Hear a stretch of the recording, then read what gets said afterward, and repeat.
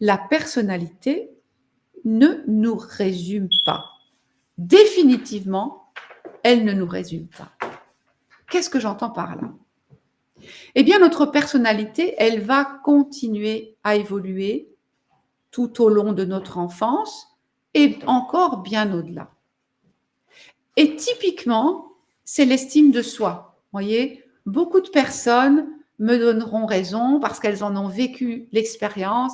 Elles sont arrivées à 18, 20 ans, 23 ans dans la vie professionnelle avec une estime d'elles-mêmes encore toute frêle et au travers de leurs expériences professionnelles, peut-être au travers de leurs expériences parentales ou associatives, elles ont encore considérablement progressé dans leur confiance en elles, dans leur amour d'elles-mêmes, dans leur image d'elles-mêmes, dans leur estime d'elles-mêmes. Vous voyez? Donc ça, ce sont des éléments de personnalité qui sont encore vraiment, vraiment, vraiment évolutifs au-delà de l'âge adulte.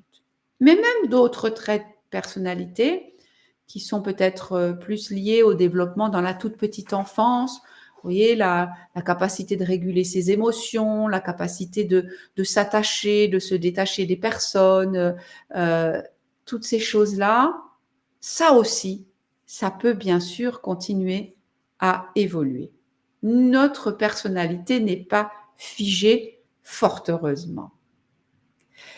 On peut tout transformer, même l'inné. Alors, si vous me suivez depuis longtemps, j'ai déjà fait un direct sur cette thématique. On peut tout transformer, même l'inné. Bon, pour ma taille, je pense que c'est foutu, voyez.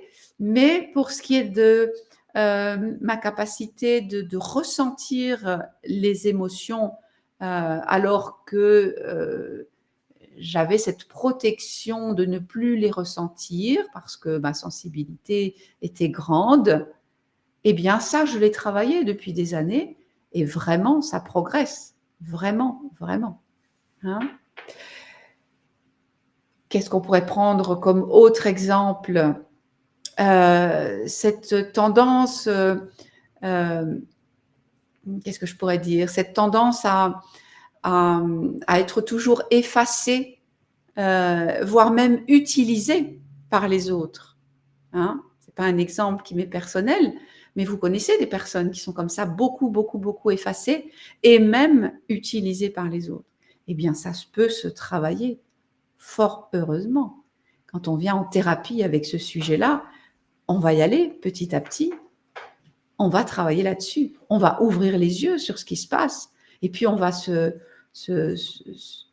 donner du sens à ce qui nous a amené à devenir comme ça. Et puis, on va faire de la créativité autour de comment se comporter autrement, comment penser autrement. Et puis, on va se mettre en action, on va répéter et progressivement, on va devenir une personne plus présente dans le groupe, plus capable de dire stop. Vous voyez ? Si je prends cet exemple d'effacer, voire utiliser. Nous ne nous résumons pas à notre personnalité telle que progressivement elle s'est construite dans notre enfance. De toute façon, en Gestalt thérapie, nous utilisons le concept du self. Le self, c'est moi, hein, ou vous, voyez. On le représente comme ça par un cercle et on décrit qu'à l'intérieur de ce self, il y a différentes composantes. Hein, voilà, déjà, on n'est pas résumé à une étiquette, mauvais caractère. Voilà, il y a déjà plein de composantes là-dedans. Et dans ce self, il y a notamment une partie qu'on appelle le je. Le je, vous savez, c'est cette partie qu'on a commencé à développer quand on avait 8, 10 mois, 1 an, quand on était assis dans notre chaise haute et qu'on a commencé à faire tomber notre cuillère, remarquer que ça fait du bruit, que maman ou papa se baisse pour la ramasser, que quand il me l'attend, je peux l'attraper. Voyez, là, l'enfant commence à prendre conscience qu'il a du pouvoir. Il a le pouvoir d'observer, de réfléchir, de décider, d'agir. C'est génial.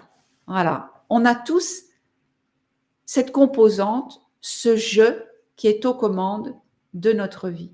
Et ce je, il peut choisir à tout moment de devenir davantage qui je suis, qui j'ai envie d'être. Voilà. Ce je, à tout moment, peut reprendre le pouvoir sur sa vie et décider que je vais évoluer parce que c'est mon désir. Il y a dans notre self, hein, à l'intérieur de ce moi-là, voilà, il y a aussi une autre partie en Gestalt thérapie qu'on appelle l'être, avec une majuscule.